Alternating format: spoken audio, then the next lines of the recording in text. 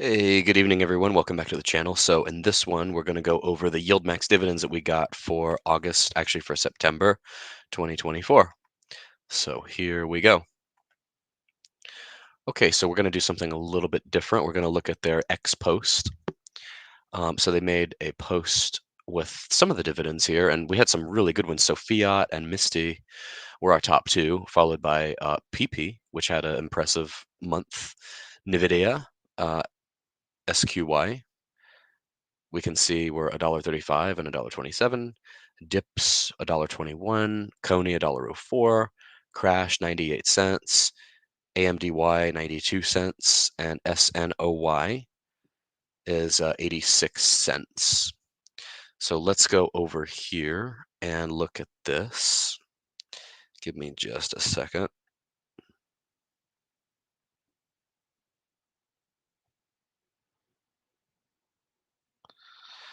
Okay, so for Tesla, we maintain 81 cents, almost 82 cents if you round up. That's a 70% distribution rate. The NAV continues to decline on this one. For OARK, we're at 29 cents. This guy says, give me some NAV recovery, right? For Coney. Yeah, I would agree. Okay, let me go to a different screen over here because we've got some other stuff to go over. Okay. So let's look at this one. So Tesla, again, 82 cents, 70% distribution rate. OARK, 29 cents, which is a 35.65% distribution rate. And the payment date for these is going to be September 9th, which is next Monday. For Aptly, it's going to be 45 cents, which is a 30.66% distribution rate. For NVDY, it's $1.35, which is a 71% distribution rate. For AMZY, it's 66 cents, which is a 41% distribution rate. For FBY, it is 53 cents, which is a 34% distribution rate. For GUI, it is 35.77 cents, which is a 28% distribution rate. Netflix had 51 cents, which is almost 37%. Coney stays impressive, $1.04, which is a 92% distribution rate. MSFO, 43 cents, which is a 26% distribution rate. DISO, 46 cents, which is a 35.16% distribution rate. XOMO is basically 37 cents, which is almost 26%. We got a lot of them now. JPMO is 52 cents, which is 32.52%. AMDY is impressive, 93 cents or 80%. PP is very impressive this month. I'm going to take this one and take a look at it because I've been waiting for a run up in PayPal for a while. Actually haven't been following it. So we will definitely go look at that. Let me see something here.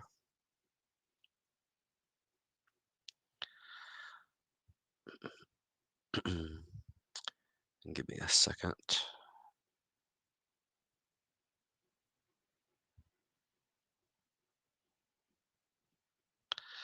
Okay.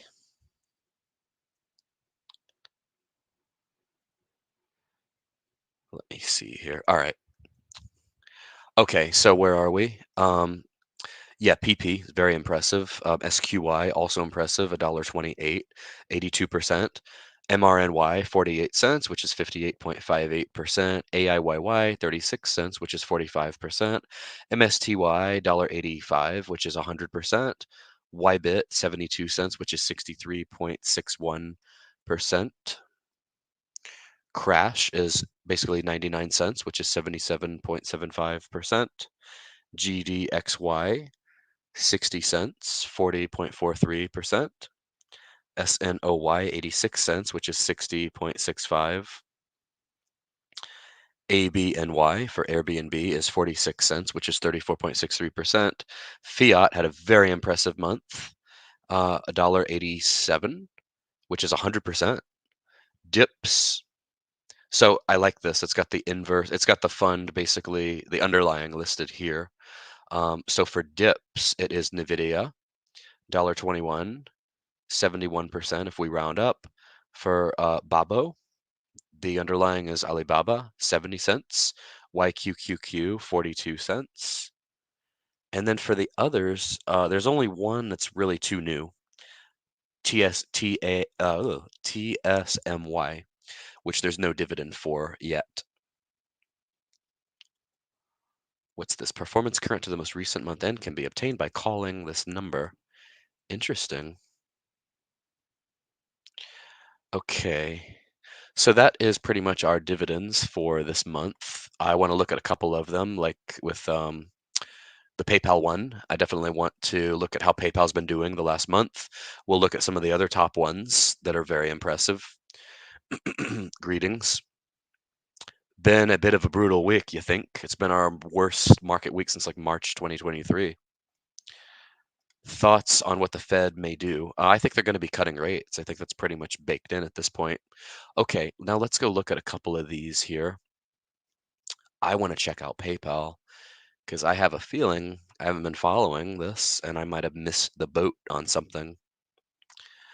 Okay, let's go look here.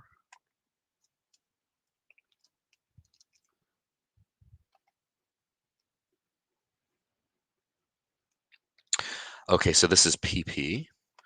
Let's look at PayPal for starters, PYPL. Okay, it's run up a little bit.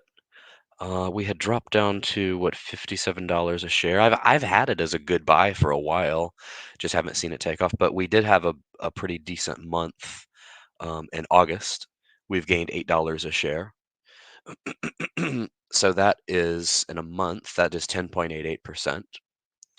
So if we look over here, I'm starting to wonder. I think I like leveraged funds better than dividend yielding funds. Because think about it, if we had like a triple levered fund, we would be tripling up the performance, right? So if we look for the last month, see PP still down. This was because of the distribution today. Actually, they were tracking pretty closely. So yesterday on the podcast, we were just talking with Adriano or Adrian from Passive Income Investing. We were talking about how um, one of the Roundhill funds is actually beating the underlying, which has never happened like with covered call ETFs. So that's very interesting. So this one obviously wasn't beating its underlying, but it was staying very close in there, obviously until the ex-dividend date today. But let's look at total return. Total return, the gold standard for investors. So from a total return standpoint, it's actually showing the same thing for the last month because there's no dividend. For total return look at this. In 6 months, PP is outperforming. Look what I just said, right? About the Roundhill. Well, we've got this one doing it too. It's outperforming PayPal in terms of total return. How about that? That's worth noting there. What does everybody think about that? Hey, welcome, welcome. I'm trying to keep everybody happy here. Got a tough crowd. Um, okay, so yeah, look at that. The underlying is trailing behind the YieldMax fund. That's impressive. So now let me look at Coney and Coinbase. I just want to pick a handful of them. We want to pick our best dividend funds. Let me go look at the chart again. Let me X this one out. I still have part 2 of the Jay interview to post to the podcast. Again, that was supposed to be live, but I've gotta just post it at some point. Leverage is good if your timing is good, really rough. On the downside, they are buy. On the dip, don't chase those. But my philosophy, as you all know, aside from consulting the 8 ball, my philosophy is that in a 10-year time period, the market is going to be up 8 or 9 out of those 10 years. So if you're in a triple levered fund, the market really is not all that risky. I'm doing this myself. I'm actually considering, and you all please, like, you know, if I need to be hit with a 2x4 virtually, if this is like a totally asinine, dumb idea, let me know. But I'm seeing that the major index is actually, it's like an open secret that all the major indexes over a 10, 15, 20-year time frame go up over time. So if these go up over time, a 2 or 3x fund is going to do even better. So if you look at the S&P 500 and the Nasdaq that are up 2, 3, and 400% since the last bottom in like March of 2009, how about a triple leveraged fund for those? So how about putting part of your 401k in those? It may sound crazy, but honestly, to me, it doesn't sound as crazy as maxing out margin. It doesn't sound as crazy as some of the other stuff I see on here. But let me know what you all think. Um, it's something I'm very close to trying. SOXL. Oh, we got to look at that one actually. Let me go back to the chart over here. Let's see, close this out. I'm going to go back to a chart over here and look at, so what were our top funds this month? So in terms of percentage, so Coney paid close to 100%. PP was over 100%. Fiat was over 100%. The inverse Coinbase, we know why that is. We don't need to look at that. Misty was also. Let's look at Misty while we're at it. Let's go look at MSTR. So MSTR split. I haven't really been paying attention to it. The split happened within the past month or so, or 2 months. So we were here. Yeah, we've come down a little bit, but MSTY had a very impressive dividend payout. Let me look at Soxel while I'm at it. That's the daily direction semiconductor from Direction Shares. Oh, we're down for the year. How about that? Let's look at total return. We're going to just look at the top ones here because we pretty much know why most of these went up.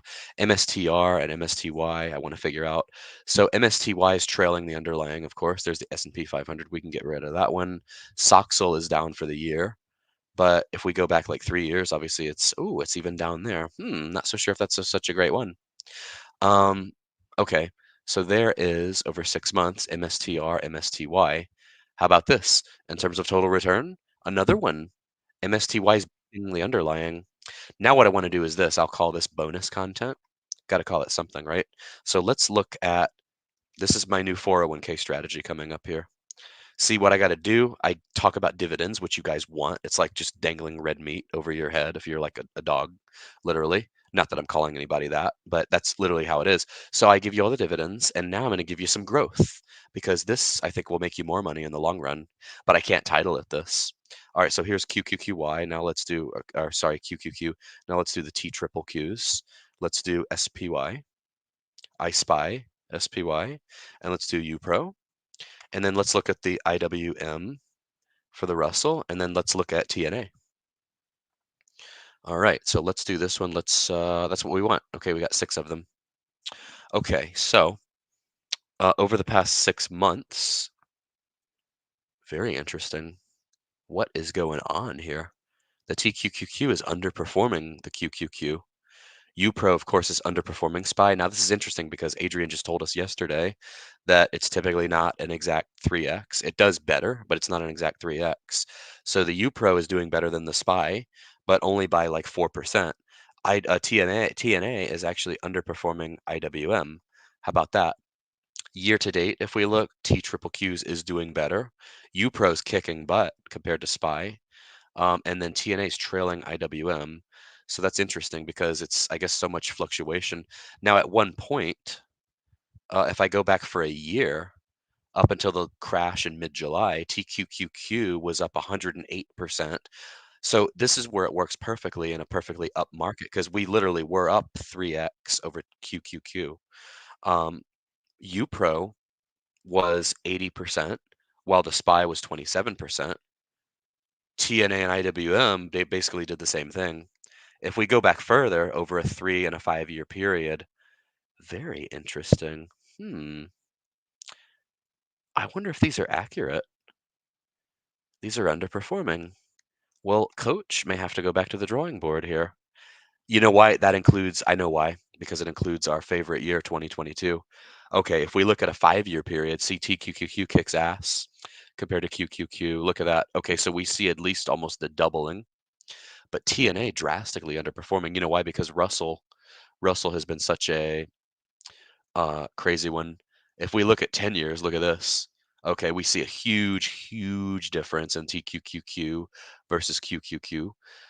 As far as SPY versus UPRO, huge difference. Small cap isn't cutting it, so I'd have to cut these from the team, and I just do these. This is a risky strategy. I 100% get it. But In the case of those two, S&P and NASDAQ, it paid off. So let's see what else we've got here. Max out margin, who does that? Too many people. Too many people. And you don't have to leverage on margin with leveraged funds. You're getting the leverage for free, essentially. You don't have to leverage or margin with leveraged funds. Hey, that's a great point. See, great minds think alike. I knew our minds because we have great minds. I knew we thought alike. He has a few shares of Soxal. Well, that's cool. And SMH. Go back 10 years on Soxal. You can see how timing is critical. I agree. I see that with a lot of people. Where is your money? My money is right here. My money's right here. Right here, honey. I'm a baller. Can't you tell? I mean, having fine jewelry like this, you gotta be, right? Okay, so there we go. This is a spreadsheet with no real money. Oh, you're done. All right, you're not gonna talk to me like that on here. Wow, I'm getting a lot of scammer accounts on here lately. I wonder if they're coming from our buddy. 10-year is good, but you want to load up in the bear market. I'll tell you this, honey. I mean, I'm just saying that because you have a female picture, but I'm doing very well. I average 30% a year in my 401k. I'm doing very well. As far as influencers on here, I am definitely qualified to be one. So you can take your opinions. Opinions are like a certain rear end, as they say. So you can take your opinions and shove it, as far as I'm concerned.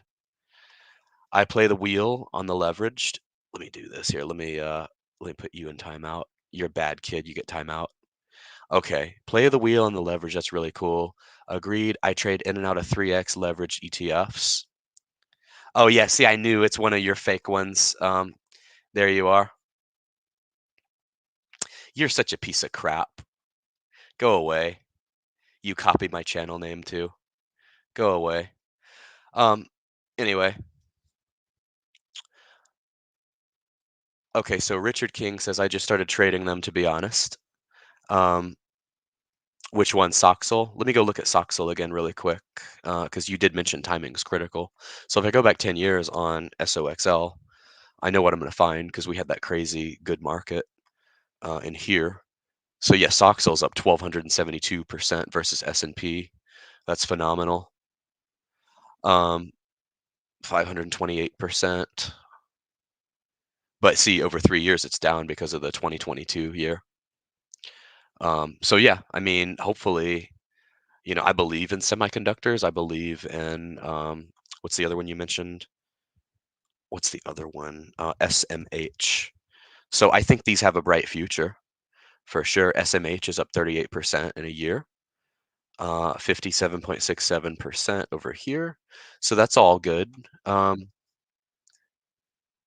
Anyway, oh boy, we got the trolls out in full force today. Um, anyway, all right. So you said you just started trading. Oh, no, I'm not talking to you. I was talking to a troll that's on here. I just had to ban 3 commenters on here. Um, Today was National Assignment Day for options traders. Interesting. Apparently it's trolls coming out of the woodwork day too. Let's see here. Well, no, it wasn't you. This was a trolls account.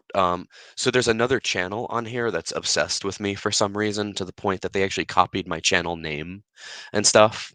And they just keep sending like fake trolls on here, and they keep alleging that I have no money, which is not true at all. I'm doing very well. I average 30% a year on my 401k. So um, I don't know what their deal is, but I don't want to give them too much attention. It's like oxygen. You don't want to give them too much oxygen. Oh, there he is again. Man, this guy just won't go away. Hey, retire on dividends. I agree, but this guy's got so many channels and stuff. Um, Man, got find some better hobbies, dude. He says he's a huge fan of you, Rod. We know better. Hopefully Monday will be nice and green. That stinks. Let's see. SMH was up 60% until the market started acting up. Yeah, we got to get back on track here. But thankfully with a Kamala Harris presidency, that'll be doable, right? I mean, it's looking that way. I just, I like to toss out a funny comment here and there. But the Fed should be cutting the interest rates very soon. Covered calls on DJT because it's been dropping. Hey, play the wheel strategy with that, right? Anyway, well, thank you all for tuning in. That turned into a bit longer of a video than I expected. Like, comment, and subscribe if you haven't already, and we will see you all in the next one. And join Discord. Take care, you all. Have a great evening. Bye.